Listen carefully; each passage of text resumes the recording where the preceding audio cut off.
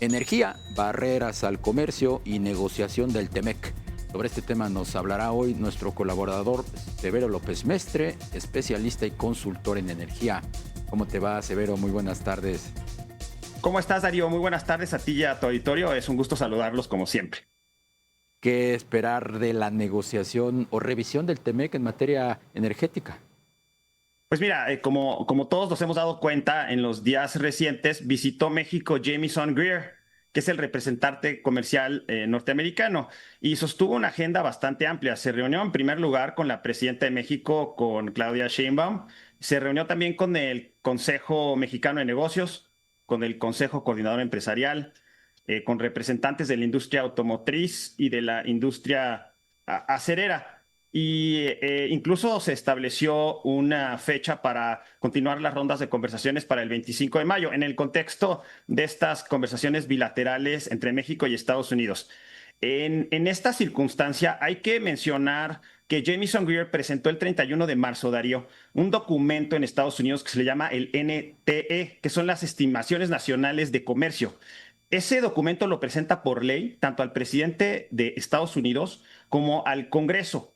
Y en él hacen un estudio de aquellas barreras comerciales que detectan en el mundo, 63 países, que están siendo un obstáculo para la inversión extranjera directa de los norteamericanos o para las exportaciones norteamericanas. Ahora, como mencionaba, son 63 países, uno de ellos es México, pero México no es cualquier país, Darío.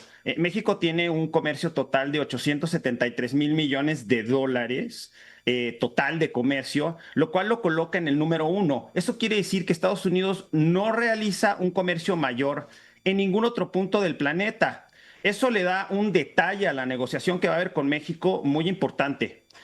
Tratan muchos temas, Darío, obviamente, pero yo voy a detallar o mencionar en tu programa solamente la parte de energía, que me parece muy relevante.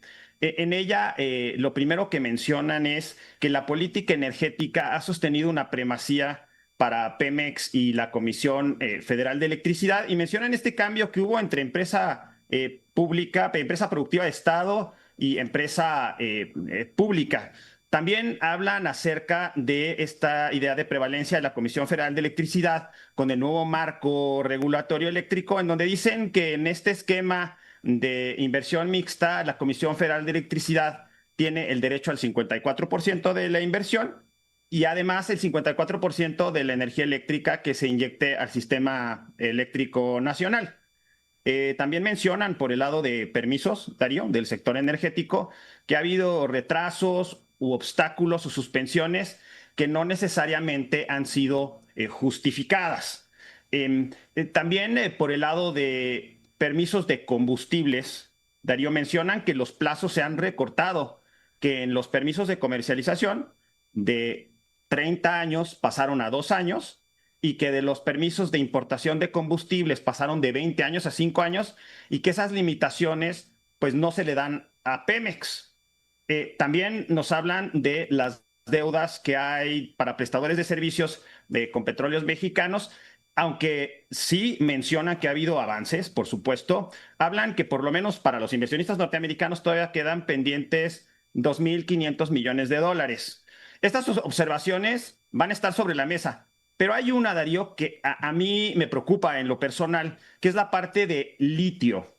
Litio mencionan esta modificación que hubo en la Constitución en donde se le declara área estratégica y eso quiere decir que solamente el Estado puede invertir en él, producir, explotar, etcétera, en el caso de México.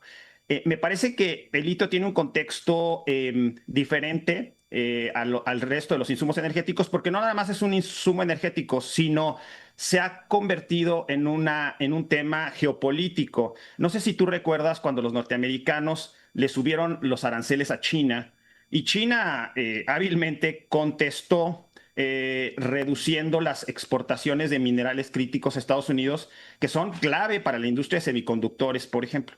Eso quiere decir que los norteamericanos han buscado diversificar las fuentes de minerales críticos. Cuando México reserva el litio para la exclusividad del Estado, eso quiere decir que solamente el Estado le puede meter dinero a estas inversiones de riesgos de litio. Y eso puede ser una ventaja, puede ser un plus. Si México le mete muchos recursos y arriesga recursos para producir el litio, pues va a ser un plus. Pero si a México no le alcanza para invertir a la velocidad que requiere la lógica geopolítica, Darío, eso se puede convertir en un problema también. Todo esto va a estar sobre la mesa, Darío, en un contexto de relocalización de las cadenas de suministro, en donde obviamente la industria del acero, de los semiconductores, incluso el establecimiento de data centers y donde el abastecimiento de la energía será un punto clave, Darío. Hasta ahí mi comentario. Ahorita que nos recordaste el litio y toda pues la controversia generó en el momento en que el Estado pues dijo aquí únicamente podremos invertir nosotros, ¿se ha invertido algo? Pues mira, no ha habido muchísima información. Existe Litiomex, parece que sí ha habido alguna actividad, pero hay que entender que la producción de litio es muy intensiva en capital, Darío, y había empresas que incluso tenían inversiones, por ejemplo, chinas, que los chinos tienen mucha experiencia en esto, y por lo que trascendía de esas actividades empresariales es que el litio en México no es de fácil extracción, porque está mezclado con otros materiales. Entonces, parece que incluso en el contexto de México, el litio es un poquito más difícil y costoso de extraer. Son empresas de alto riesgo y como tú sabes muy bien, el tema presupuestal en México ahora es complicado. Entonces, tendrás sobre la mesa un elemento o un mineral crítico, Darío, en un contexto que como parte de la cadena industrial es clave. Y además, agrégale, Darío, el tema de geopolítica y de la confrontación comercial que hay entre Estados Unidos y China, en donde nosotros vamos a jugar un papel de diversificación de cadena de suministro. Bien. El tema es muy complicado, Darío. Severo López Mestre, especialista y consultor en energía, gracias por tu colaboración. Gracias a ti, Darío. Un abrazo. Otro para ti.